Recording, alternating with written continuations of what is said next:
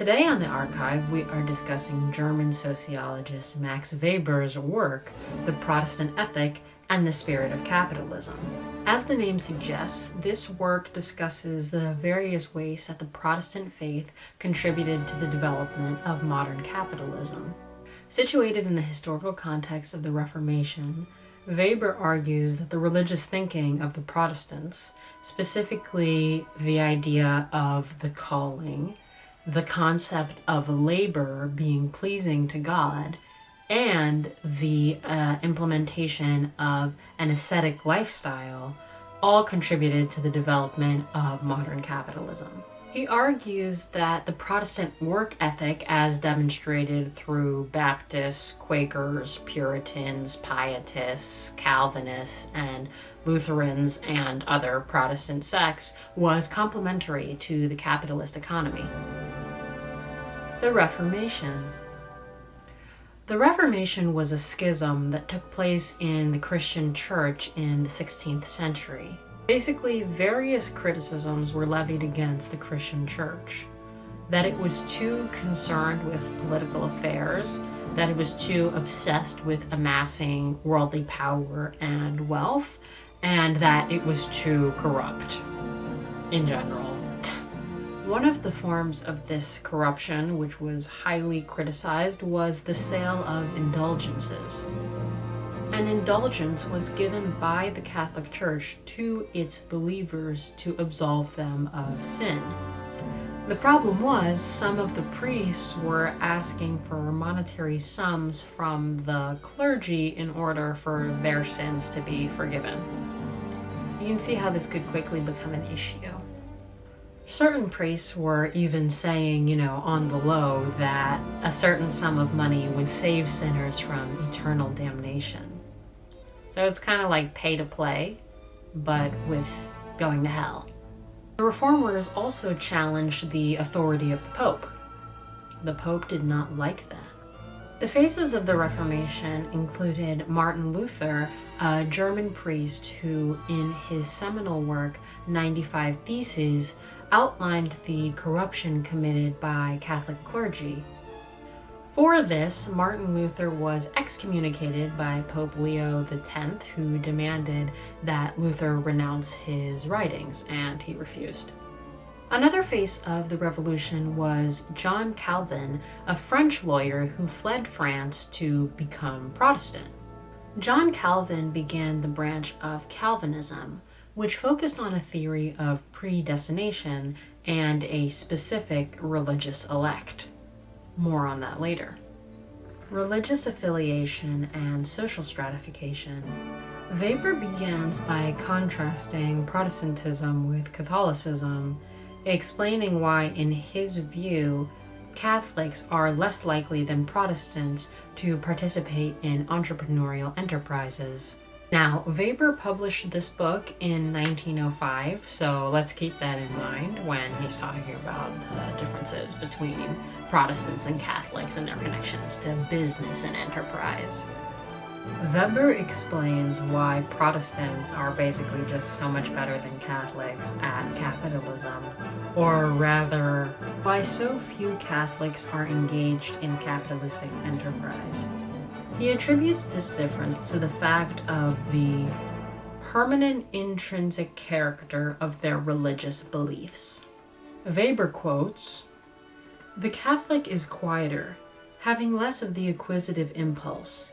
He prefers a life of the greatest possible security, even with a smaller income, to a life of risk and excitement, even though it may bring the chance of gaining honor and riches. The proverb says jokingly, 'Either eat well or sleep well.' In the present case, the Protestant prefers to eat well, the Catholic to sleep undisturbed." However, Weber does point out that the English, Dutch, and American Puritans were characterized by the exact opposite of the joy of living. That is so funny. He said they were boring as fuck. He said they had no joy. He does, however, point out that in the United States, New England states that were founded by preachers were the most successful in capitalistic enterprise. So basically what he's saying here is that the Protestants, they're working every single day, they're depressed, but the Catholics are lazy as fuck. They're not trying to make money. They're not about that grind. It's not rise and grind at the Catholics. Benjamin Franklin.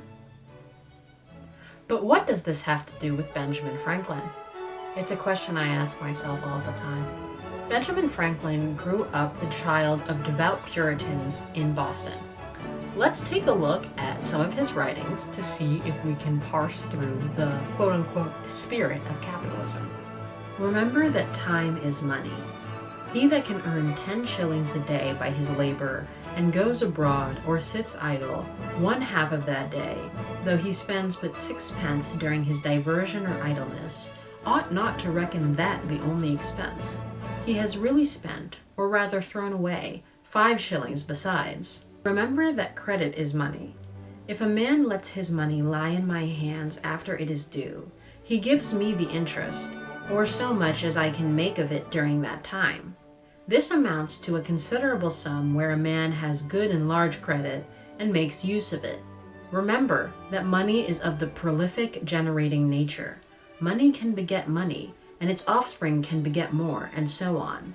5 shillings turned is 6, turned again it is 7 3 pence, and so on till it becomes 100 pounds. The more there is of it, the more it produces every turning, so that the profits rise quicker and quicker. He that kills a breeding sow destroys all of her offspring to the 1000th generation. He that murders a crown destroys all that it might have produced, even scores of pounds.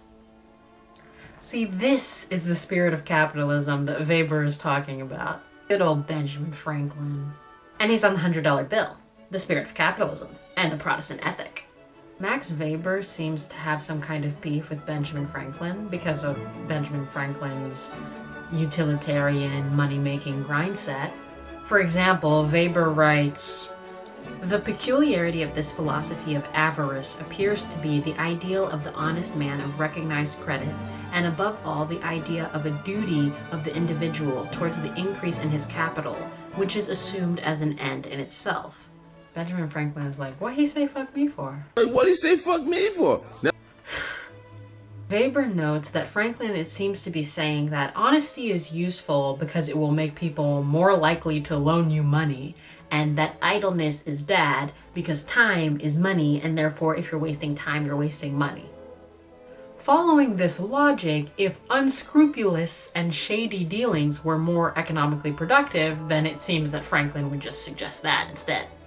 So this kind of idea that Franklin is putting forth is what Weber is describing as the spirit of capitalism. Within the spirit of capitalism, man is dominated by the making of money, by acquisition as the ultimate purpose of his life. Economic acquisition is no longer subordinated to man as the means for satisfaction of his material needs. Basically, we live to work instead of working to live. And where does the justification for this lifestyle come from in this particular context? Why, the Bible, of course. Benjamin Franklin quotes from the Bible within this passage, "Seest thou a man diligent in his business, he shall stand before kings." So there's a connection in Protestant thought between business and religion. Am I giving peasant? That's what I was trying to give. It was trying to give like peasant. I feel like it's leaning a little bit French aristocracy. But what can I say? This was my best effort. The concept of the calling. The idea of the calling is a religious concept linked to predominantly Protestant peoples. In this way, the Protestant Reformation changed the Christian view or relationship to work. From the Catholic perspective, sacred vocations were won in the monastery, like being called to be a priest. Luther, however, said that any vocation, even that of a cobbler, was blessed by God. So there is an emphasis on the importance of labor, one for the benefit of one's neighbors, and two for the glory of God. Ad majorem de gloriam. Yeah, I went to a Jesuit school. What about it? Me and the Jesuits. The effect of the Reformation as such was only that, as compared with the Catholic attitude, the moral emphasis on and the religious sanction of organized worldly labor in a calling was mightily increased. Okay, focus. Focus on capitalism and Protestantism. Protestantism.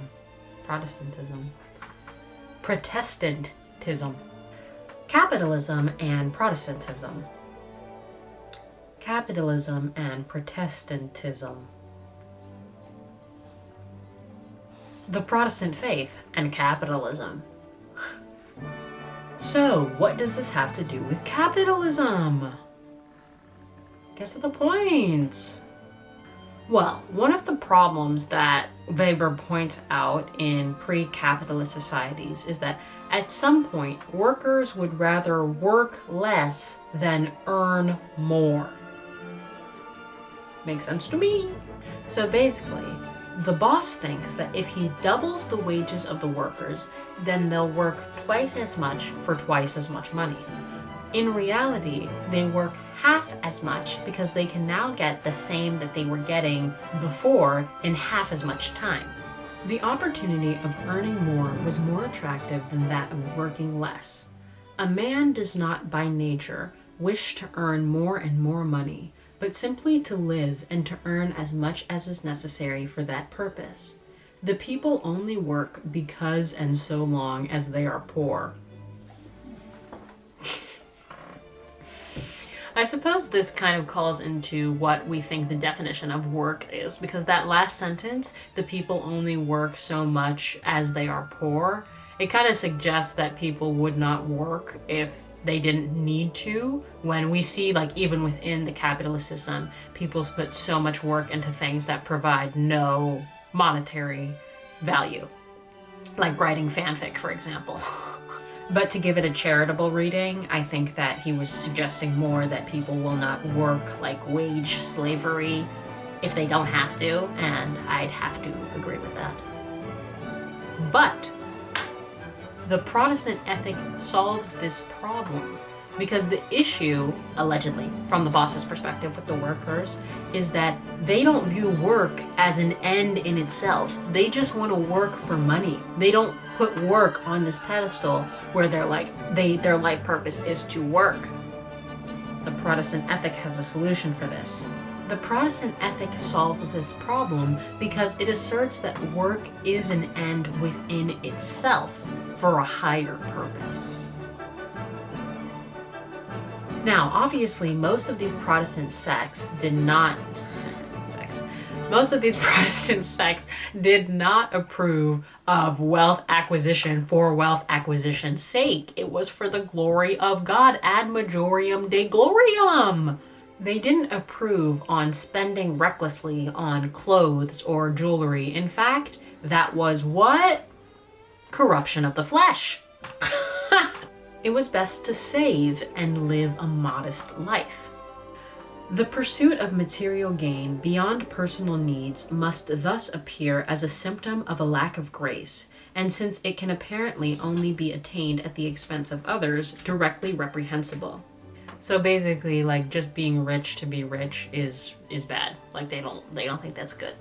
And regarding the state of grace, I view that as, I understand it to be kind of like God's blessing. Like people that are just like money hungry, that are just like, you know, like Benjamin Franklin about the bag and the bag only, are basically lacking grace, lacking God's approval. The Protestant work ethic is basically step 1, work hard, step 2, save that money, step 3, profit. Branches of Protestantism. Weber discusses 4 different branches of Protestantism: Calvinism, Pietism, Methodism, and Baptism. Baptistism. You know, the Baptists. Calvinism introduced the idea of predestination and a church of the elect. The doctrine of predestination teaches that everybody who is going to be saved was chosen by God at the beginning of the world. Basically, there's 2 types of people. those who are saved and those who are damned. And it already happened. The choices were already made. So if you're just one of the damned, skill issue. The problem is no one knows who's who. Are you one of the damned?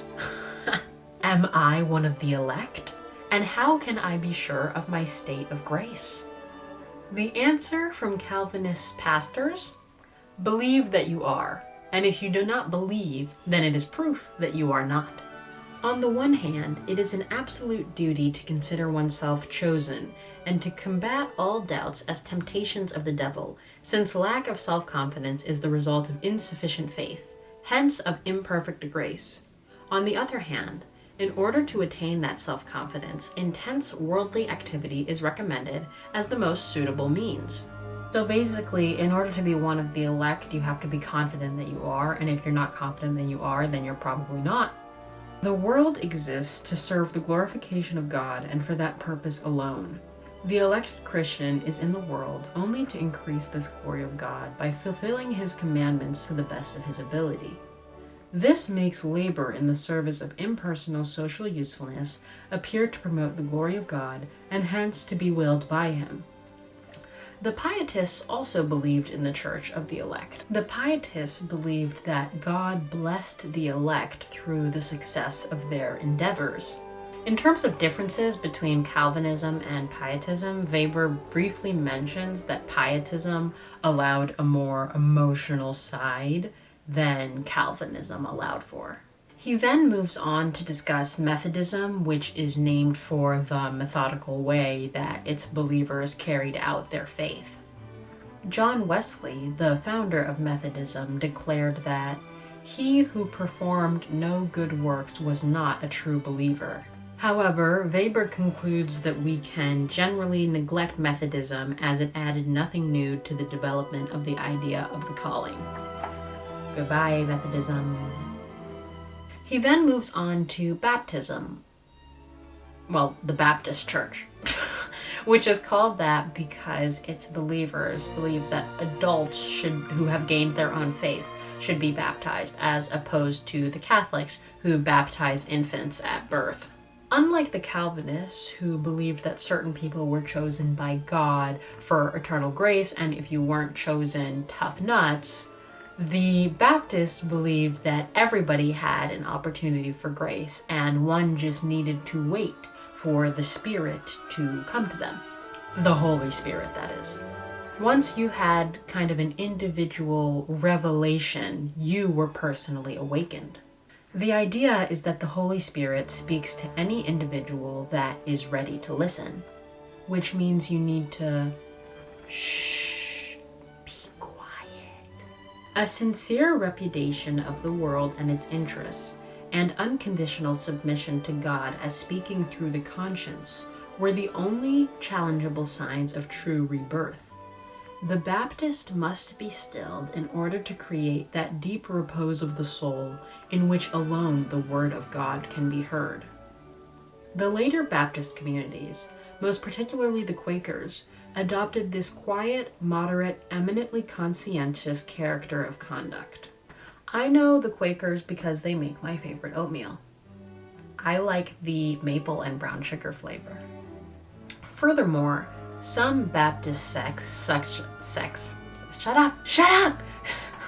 Furthermore, some Baptist sects, such as the Quakers or the Mennonites, were exempt from government service because they refused to bear arms or take oaths. Just as an aside, it's interesting how that kind of like anti-violence aspect of Protestant Christianity has been kind of lost with like the Republican Christian right. Like the right to bear arms is so important, normally in circles that are quite religious and Protestant specifically. So it's like, why can we get the Quaker variant of Protestant Christianity? We need a resurgence perhaps. Probably not, I don't know, probably not. Asceticism and the spirit of capitalism. Weber compares and contrasts different locations and their respective amount of capitalist spirit. He speaks specifically about Florence, Italy, and Pennsylvania. Kind of strange choices, but okay. In the most highly capitalistic center of that time, in Florence of the 14th and 15th centuries, the money and capital market of all the great political powers, this attitude, that of the capitalist spirit, was considered ethically unjustifiable, or at best tolerated. But back in the backwoods small bourgeois circumstances of Pennsylvania in the 18th century, the same thing was considered the essence of moral conduct, even commanded in the name of duty. What was the background of ideas which could account for the sort of activity apparently directed toward profit alone as a calling, towards which the individual feels himself to have an ethical obligation? According to Weber, the background of ideas in question were those of the Protestant ethic.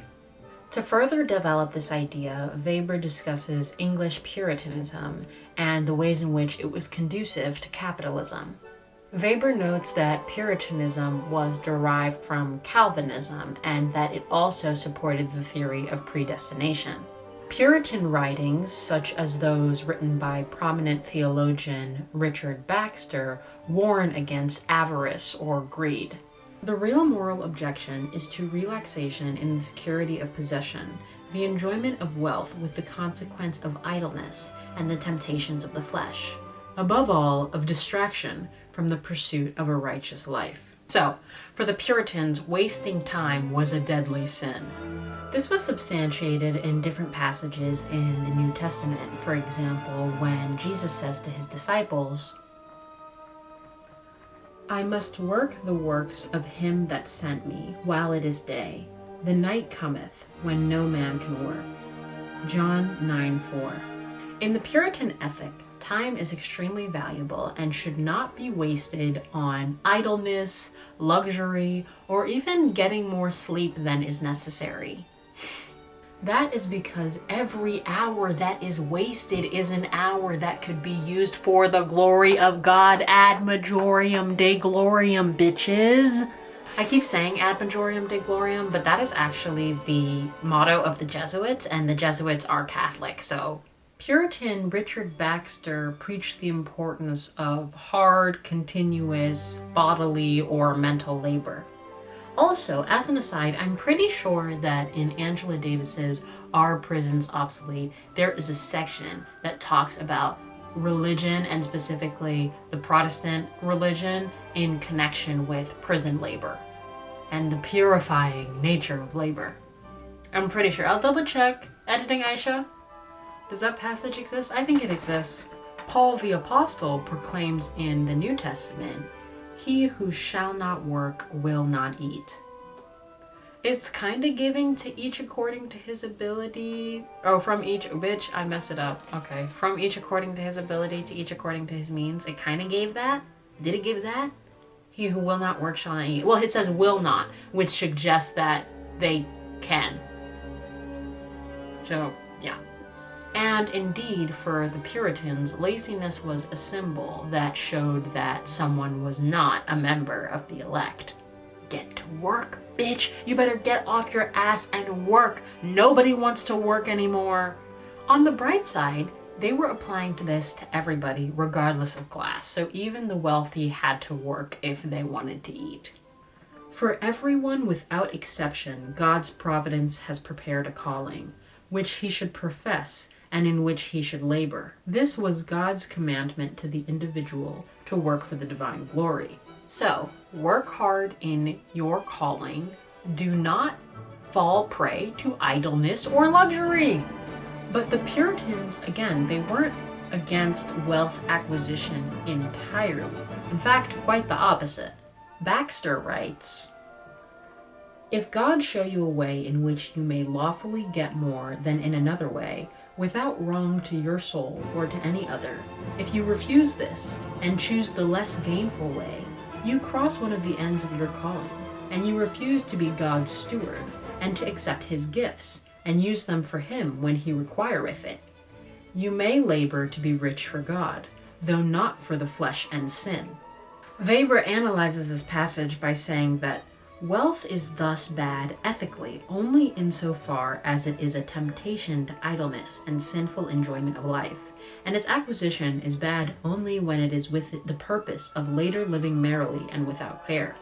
This logic was taken from the book of Job, where, if you don't know, Job is a guy whose faith is tested by God through a series of challenges, and he does everything to this guy, man. Like, he kills his kids, he kills his crop, he kills his cows, etc., etc.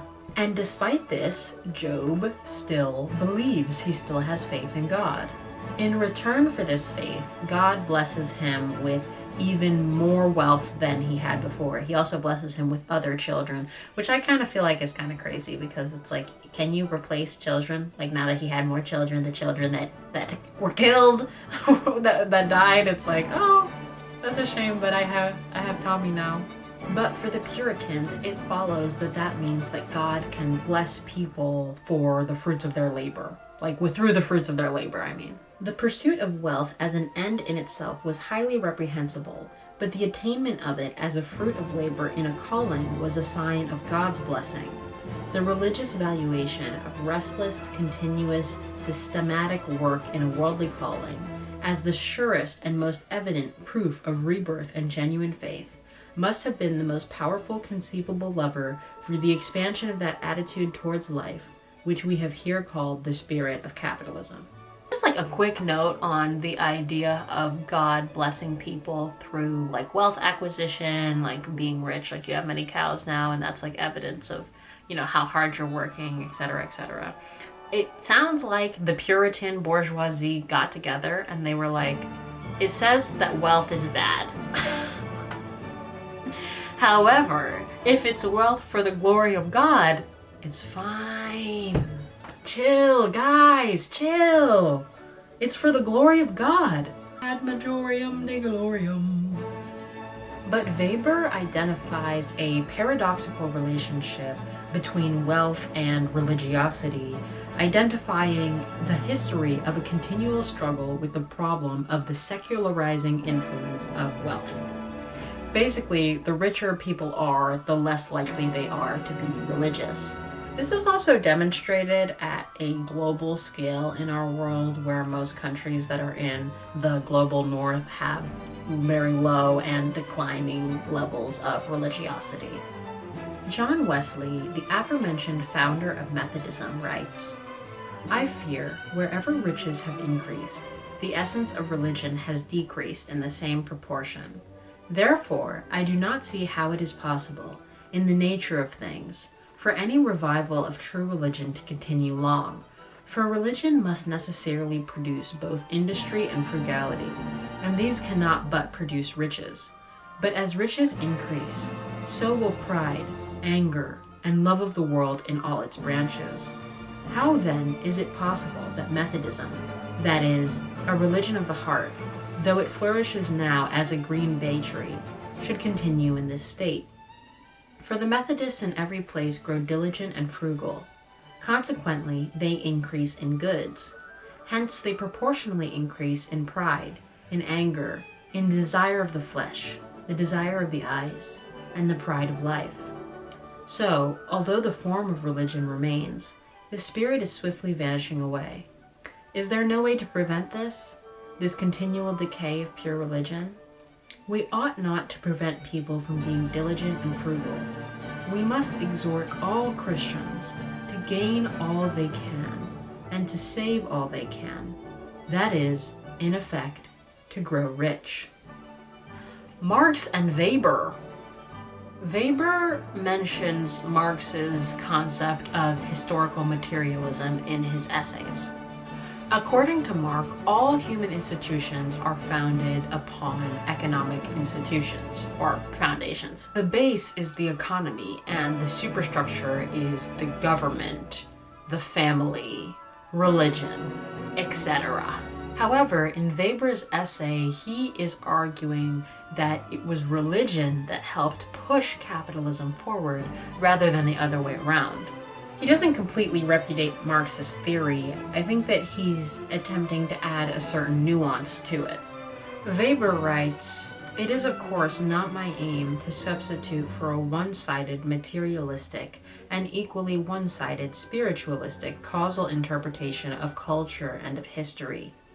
Each is equally possible, but each, if it does not serve as the preparation, but as the conclusion of investigation, accomplishes equally little in the interest of historical truth. Conclusion. Weber writes, the treatment of labor as a calling became characteristic of the modern worker as the corresponding attitude towards acquisition of the businessman. This made me think of another book that I read, Psychiatric Hegemony, a Marxist theory of mental illness. Go watch the video that I made on it. In it, the author talks about how labor has taken on an emotional element as capitalism has further developed. This whole kind of propaganda of if you love what you do, you'll never work a day in your life, that is used to pacify workers. It's really the same logic, just with a secular veneer. At the end of the day, the point is that you're working not to achieve anything. I mean, obviously you're working to live, but what I mean is that you're trying to view work as, instead of viewing it as a means to an end, it's the end. It's the end. And it is the end. Click like, comment, and subscribe below. And I think that Weber prophesies this. He says, the Puritan wanted to work in a calling. We are forced to do so. For when asceticism was carried out of monastic cells into everyday life, and began to dominate worldly morality, it did its part in building the tremendous cosmos of the modern economic order. This order is now bound to the technical and economic conditions of machine production, which today determine the lives of all the individuals who are born into this mechanism, not only those directly concerned with economic acquisition. Perhaps it will so determine them until the last ton of fossilized coal is burnt. Specialists without spirit, sensualists without heart. This nullity imagines that it has attained a level of civilization never before achieved. And on that note, thank you so much for watching my video. If you'd like to watch another video, you can click right there. If you'd like to subscribe, the subscribe button is below. This is The Archive, a show where we talk about history and politics and books. So thank you for watching, and I'll see you again next time. Goodbye! Do you like my outfit? It's supposed to be giving peasant. It's actually quite nice. I don't know if you can see. In the back... Yeah, the back is like the nicest part, but you can't really see. I just wanted to show you. Puritan tees.